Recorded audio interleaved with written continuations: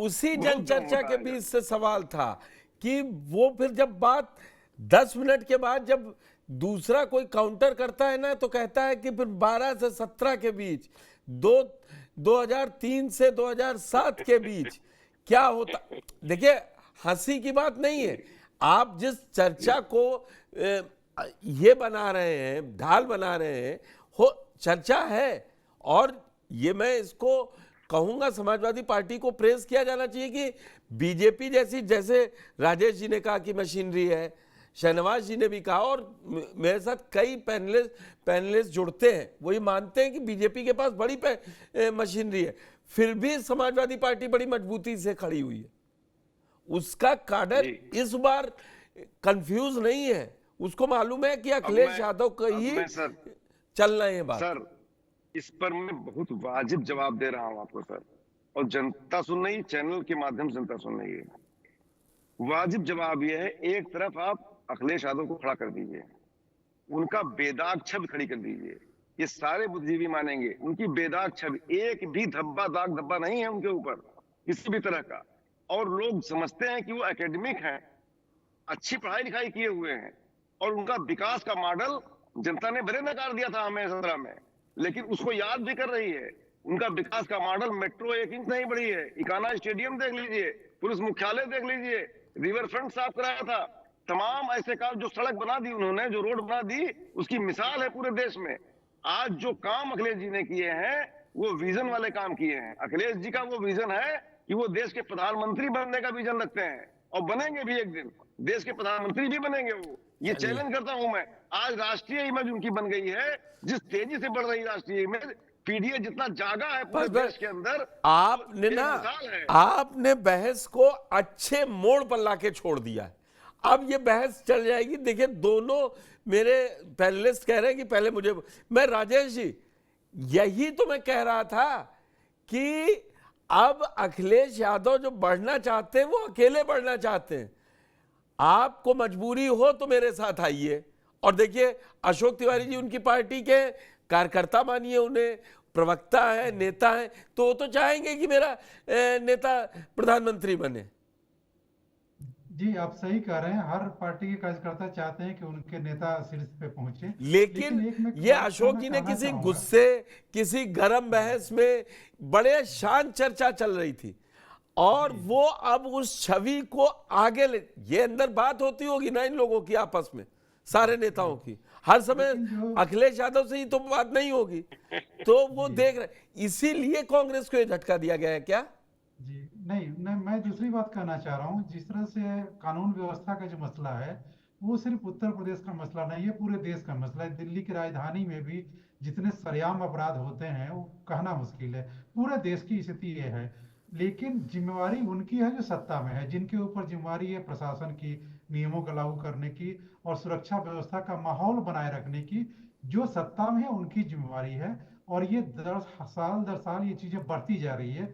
जब आम जनता में हिंसा को लेकर के, हिंसा करने को लेकर डर नहीं है, इसका मतलब कि न्याय के प्रति, पुलिस के प्रति, कानून व्यवस्था के प्रति उसका भरोसा नहीं है, या वो भरोसा, डर टूट गया है। और ये राष्ट्रव्यापी समस्या है, इसको वैश्विक समस्या भी कह सकते हैं। लेकिन एक और बात मैं कहना चाहूंगा, देखिए अशोक जी जानते हैं उत्तर प्रदेश में समाजवादी पार्टी का स्थिति बहुत मजबूत है, तो इस वजह से ये चाह रहे होंगे कि उत्तर प्रदेश में हम किसी और को न करने दें। लेकिन एक और बक्सर मित्र लोग कहते हैं कि बीजेपी जीतती नहीं है, विपक्ष हारता है। मतलब विपक्ष अपनी नाकामियों से और अपने तकनीकी कारणों से वो हार जाता है, और विपक्ष, बीजेपी जो है अलग अलग तरीकों से अपने पक्ष में वोट को कुछ हद तक पोलराइज करने में सफल होती है।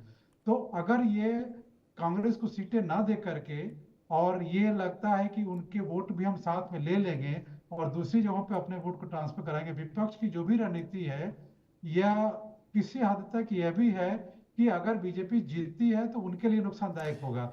एक और मैं बात मजाक में कहना चाहूंगा, जो जीतने वाले लोग इतना व्यंग करके, इतना टोंट कस के हारने वालों का नाक में दम कर देते हैं कि हर कोई चाहता कि अगली बार हम भी जीत जाएं, ताकि जीतने वाले पे कुछ करारा व्यंग कर सकें।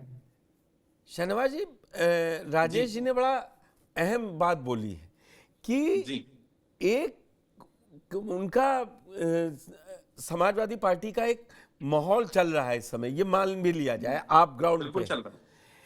वो अखिलेश यादव ने यही सोचा कि कांग्रेस का वोट ट्रांसफर होगा कि नहीं, मतलब सपा का नहीं हो पाएगा तो मैं वो सीट पे क्यों जाऊं, क्योंकि नेता दूसरे के लिए झंडा बैनर उठाने को तैयार नहीं होता है, वोटर हो जाए। तो शायद मुझे लगता है कि ग्राउंड पे समाजवादी पार्टी के जितने कार्यकर्ता हैं, कांग्रेस के कार्यकर्ता उतने आपको उत्तर प्रदेश में नहीं मिलेंगे। तो इसीलिए अखिलेश आपकी कॉन्फिडेंट थे। लेकिन अब सवाल वही है, आप पास कार्यकर्ता है, सब कुछ है, दलित और मुस्लिम का जो ये वोट बैंक को 24 में इन दोनों को मिला है, तो क्या ये उपचुनाव में भी इन्हीं को मिलेगा?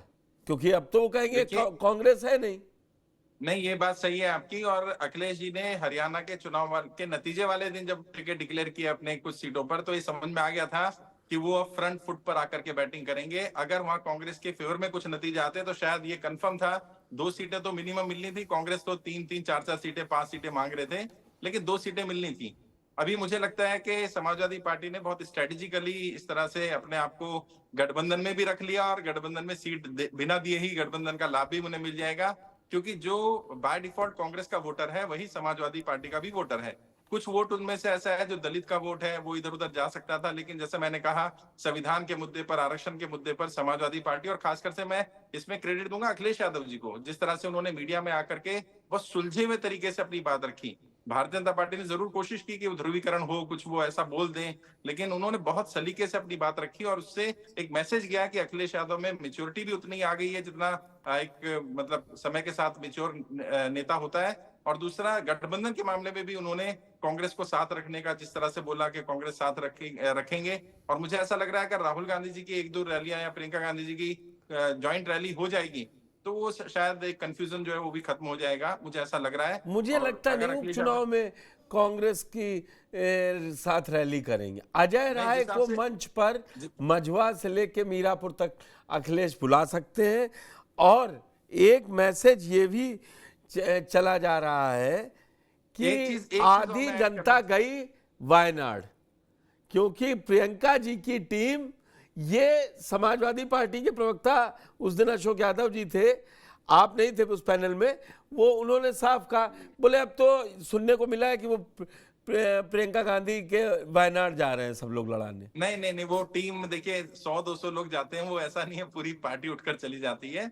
लेकिन मैं एक दूसरी बात बताना चाह रहा था, ये बाय इलेक्शन में एक और चीज जो होने वाली है, आपको पता है, हम लोग बहुत बार डिस्कशन कर चुके हैं, सेंटर और स्टेट में जो केंद्र में और उत्तर प्रदेश में लड़ाई चल रही है, वो लड़ाई का भी शायद ये एक कह सकते हैं सेमीफाइनल है। और कुछ लोग शायद ये चाहते हैं कि ये सीटें हार जाएं, योगी जी का थोड़ा कद कम करवाया जाए, क्योंकि जो हरियाणा में फॉर्मूला इन्होंने अपनाया बीजेपी ने कि एक ओबीसी मुख्यमंत्री को दिया, और जो मैं पहले भी कह रहा था कि ये शायद उत्तर प्रदेश में भी ट्राई किया जाएगा भारतीय जनता पार्टी के द्वारा, तो अंदर खाने भी कुछ ऐसा खींचतान चल रही है।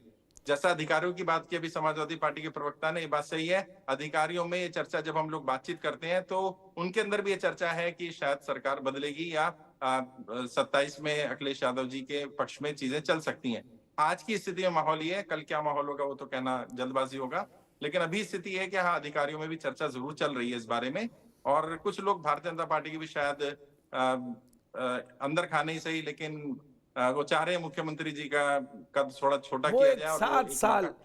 7 साल भी हो गया है, और अब वो बोला था भी, राजेश जी ने बहुत साफ बोला था कि एक आ जाता है कि लगातार वोट जीतते आ रहे हैं तो जो एंटी इनकम्बेंसी ऐसी चीज आ जाती है। मेरे साथ पल्लवी सिंह जी, प्रवक्ता भारतीय जनता पार्टी, जुड़ गई, वो ट्रैफिक जाम में फंस गई तो जुड़ नहीं पाई, उनको फोन पे लिया जा रहा है। पल्लवी जी, बड़ी देर हो गई, चर्चा तो अब मतलब लास्ट राउंड में है। एक पोस्टर आपकी तरफ से नोएडा के चौराहों पे लगा है, बटेंगे तो कटेंगे। एक पोस्टर आपने लखनऊ में 5 कालिदास मार्ग, ब्रजेश पाठक डिप्टी सीएम के घर के आगे, हजरतगंज में, कई जगहों पर लगा दिख रहा है। एक 27 के सत्ताधीश भी हैं अपोजिट में। पहले मुझे ये बताइए कि क्या संजय निषाद मन से जुड़े हुए हैं? ये सत्ता के खेवनहार बता के क्या कहना चाह रहे हैं? आप तो 245 है, जरूरत ही नहीं है आपको खेवनहार की क्या जरूरत है? वो सक्रिय सदस्य हैं तो बिल्कुल लिख सकते हैं। और बिल्कुल यहाँ पे ये नहीं है कि कौन, क्योंकि सभी दल समान रूप से ट्रीट किए जाते हैं। यहाँ पे इस तरीके का रखा नहीं जाता रवैया कि हम बड़े हैं या छोटे हैं। तो बिल्कुल वो हमारे साथी हैं, हमारे साथ के ही हैं, परिवार का हिस्सा हैं, तो बिल्कुल लिख सकते हैं वो। जब सत्ता के 27 के सत्ताधीश, जब ऐसी चीजें लिखी जा सकती हैं तो बिल्कुल खेवनहार, क्योंकि 27 में जिस तरीके से भारतीय जनता पार्टी कार्य कर रही है, जिस तरीके से योगी सरकार, अभी मैं बहुत एंड में जुड़ी पर मैंने अभी सुना, देखिए योगी सरकार जिस तरीके से कार्य कर रही है और जिस तरीके की जो बातें हो रही थी वो सब अफवाहें बेबुनियाद हैं। इस तरीके की अफवाहें लोकसभा इलेक्शन के समय भी फैलाई गई थी। कौन सी अफवाह की बात आप कर रही हैं जो चर्चा के दौरान यहाँ पे की गई? जी, मैंने अभी सुनी, थोड़ी सी सुनी, जो योगी जी के बारे में जो बोला जा रहा था कि ऐसी ऐसी बातें, खबरें आ रही हैं, ऐसा होने मैं वाला है। शहनवाज जी से इसका ऐसा कुछ भी काउंटर नहीं है। ले लूंगा। और जी, तो ये सारी चीजें बेबुनियाद हैं और बेबुनियाद खबरें फैलाई जा रही हैं। और भारतीय जनता पार्टी जिस तरीके से उत्तर प्रदेश में कार्य कर रही है वो जनता ने दिखा दिया है। 2 बार के इलेक्शंस हो चुके हैं जिसमें पूरी तरीके से पूर्ण बहुमत के साथ विजयी होकर भारतीय जनता पार्टी आई है। और योगी सरकार शासन से लेके, व्यवस्था से लेके, महिलाओं की सुरक्षा से लेके हर चीजें बहुत ही सुनिश्चित और बहुत ही अच्छे तरीके से कार्य करती आ रही है। तो 27 ठीक है के पल्लवी जी, सत्ताधीश